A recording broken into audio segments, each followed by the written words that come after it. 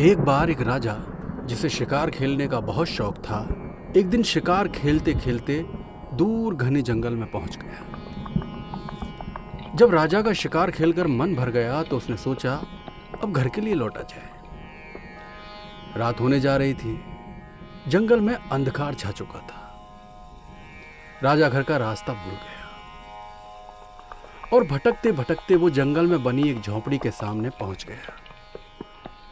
राजा ने देखा कि उस झोपड़ी से मंद मंद प्रकाश आ रहा था, तो राजा अपने घोड़े से उतरकर उस झोपड़ी की तरफ चल दिया। जब राजा उस झोपड़ी के समीप गया तो उसने देखा कि वहां उस झोपड़ी में एक निर्धन भील रह रहा था।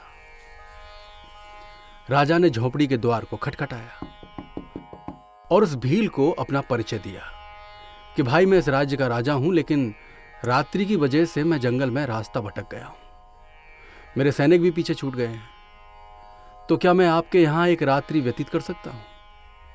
भील राजा को देखकर बहुत खुश हुआ और अपना अहोभाग्य मानकर उससे जो बन पड़ा राजा का सत्कार किया। भील के स्वागत सत्कार से राजा की रात्रि पूरे सुख से व्यतीत हुई।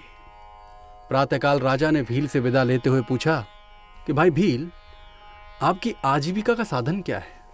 तो भील ने उत्तर दिया कि महाराज, मैं वन से लकड़ियां काट कर लाता हूं और उनका कोयला बनाकर बाजार में बेच आता हूं। यह सुनकर राजा भील को अपने राजमहल ले गया और वहां अपने दरबार में उसे सबके सामने पुरस्कार स्वरूप एक चंदन का वन दे दिया।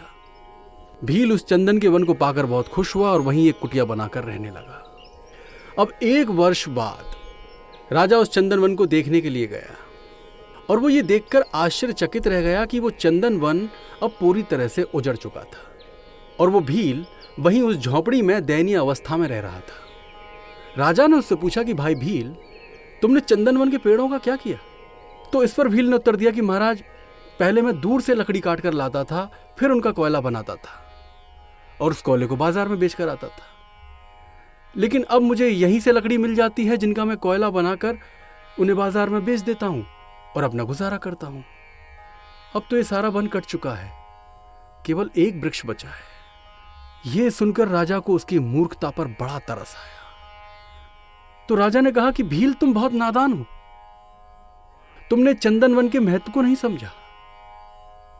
अब एक काम करो, इस वृक्ष की एक छोटी सी लकड़ी लेकर जाओ और बाजार में बेच कर आओ। भील राजा के कहे अनुसार चंदन की एक छोटी सी लकड़ी उस पेड़ से तोड़कर बाजार में बेचने के लिए चला गया। भील को उससे बाजार में काफी पैसा मिला और वो बहुत ही आश्चर्यचकित होकर राजा के पास लौट आया। भील के हृदय में अपनी अज्ञानता का बड़ा शोक था। उसने राजा से कहा, महाराज, मैंने आपके उपहार का मूल्य नहीं समझा। तो इस पर राजा ने उसे समझाते हुए कहा कि भील, जो कुछ हानि हो गई, अब उस पर पछताने से कोई लाभ नहीं, क्योंकि इस हानि के होने में मैं भी दोषी हूं। तो भील ने कहा कि महाराज, वो कैसे? तो राजा ने कहा कि देखो, चंदन वन मैंने तुम्हें उपहार में दिया, लेकिन इसका क्या महत्व है ये मैंने तुम्हें समझाया नहीं। राजा ने कहा कि कोई बात नहीं, अभी भी समय है और तुम इस वृक्ष के महत्व को समझ गए हो, तो अब तुम इसमें से थोड़ी थोड़ी लकड़ी काट कर बाजार में बेचो और उनसे धन कमाओ।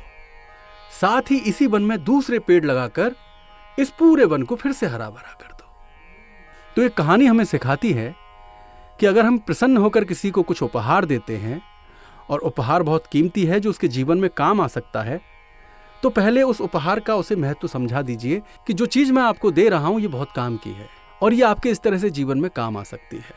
और दूसरा कहानी हमें सिखाती है कि अगर आपसे जीवन में आपकी गलतियों की वजह से, आपकी नादानी की वजह से अगर आपसे कुछ हानि हो गई है, तो आप उस पर पछताइए मत, अपना समय बर्बाद मत कीजिए, बल्कि उस हानि को भूलकर नए सिरे से शुरुआत कीजिए, ताकि वो गलती आपसे फिर ना हो और आप तरक्की के रास्ते पर चल पड़े।